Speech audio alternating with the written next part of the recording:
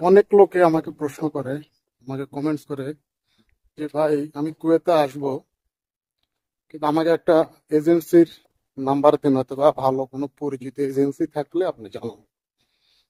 হ্যাঁ, প্রথমত আসলে আপনাদেরকে আমি বলবো, এজেন্সির মাধ্যমে যদি আপনি কুয়েতে আসেন তাহলে আপনার জন্য কেমন হবে, বিশেষ করে যারা এজেন্সির মাধ্যমে কুয়েতে আসতেছে। আর দ্বিতীয় কথা হলো, আসলে আমরা কোনো, বিশেষ করে আমি কোনো বিষয়ের ব্যবসা করি না, আমি ভিডিও তৈরি করি কুয়েতের বর্তমান পরিস্থিতি নিয়ে। এই আর এজেন্সির মাধ্যমে আপনি যদি কুয়েতে আসেন, সবথেকে বড় কথা হলো বাংলাদেশে বিভিন্ন এজেন্সি আছে যেটা বিভিন্ন দেশের লোক তারা ম্যান পাওয়ার করে থাকে।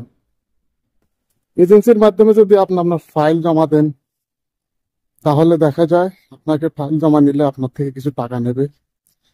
এরপরে তাদের পছন্দ মতো একটা কোম্পানি আপনাকে বলবে, সেই কোম্পানির সুযোগ সুবিধা বলবে, মাসিক স্যালারি বলবে, মানে অন্য অন্য প্রাসঙ্গিক যা আছে সুযোগ সুবিধা, ঠিক মতো স্যালারি দিয়ে দেবে, মাস শেষে পাবেন, বাৎসরিক ছুটি আছে, তারপরে আপনি ওভার টাইম করতে পারবেন, টিপস আছে, এগুলো বলে আপনার থেকে একটা বিষয়ের দাম অনেক নিয়ে নেয়। দেখা যায় লাস্ট আপনি যখন বিষয়টা কিনলেন, কুয়েতে আসলেন এজেন্সির মাধ্যমে, তখন আপনি যদি নতুন হন অথবা কুয়েতে আপনার যদি কোনো পরিচিত লোক না থাকে, তাহলে আপনি একটা মহা বিপদে পড়বেন। কারণ আপনি এয়ারপোর্ট থেকে বের হয়ে যাবেন কোথাও, আপনি তো কোনো কিছু চেনেন না, আপনাকে আপনার নিয়ারেস্ট কোনো লোকও নাই যে আপনাকে রিসিভ করবে। তারপর আপনি এয়ারপোর্ট থেকে কোম্পানি কোথায়, কোম্পানির ঠিকানা কোথায়, কোথায় হেড অফিস, কোথায় তাদের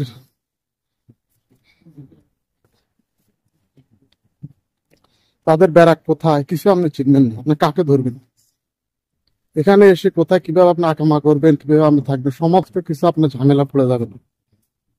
কারণ এখানে অনেক লোক আছে, তারা আসার পর যখন তারা জিজ্ঞেস করে যে অমুক কোম্পানিটা কোথায়, এটা বিভিন্ন হয়রানির শিকার হয়। হওয়ার পরে দেখা যায় কোনো না কোনো জায়গায় স্থান হয়, কিন্তু তারপরে দেখা যায় আকামাট ঠিক মতো লাগাই দিচ্ছে না, স্যালারি নাই। এজেন্সির সাথে পরে যোগাযোগ করলে এজেন্সি যোগাযোগ করে না, কারণ এজেন্সির কাম হলো আপনাকে কুয়েতে পৌঁছায় দেওয়া, সে পৌঁছায় দিয়ে যাচ্ছে, বাকিটা আপনি খুঁজে বের করবেন। তাই এজেন্সিতে যারা আসবেন, এজেন্সি থেকে আহ, অবশ্যই আপনারা ভালো মন্দ দেখে আসবেন, শুনে আসবেন, অথরিটি নিয়ে আসবেন। যদি আপনাদেরকে এয়ারপোর্টে রিসিভ করে তাহলে তো ভালো। আর এজেন্সির বিষয়গুলো বিশেষ করে গ্রুপ হয়, গ্রুপ কোম্পানির বিষয় হয়, কারণ একজন দুইজনের ফ্লাইট করে না।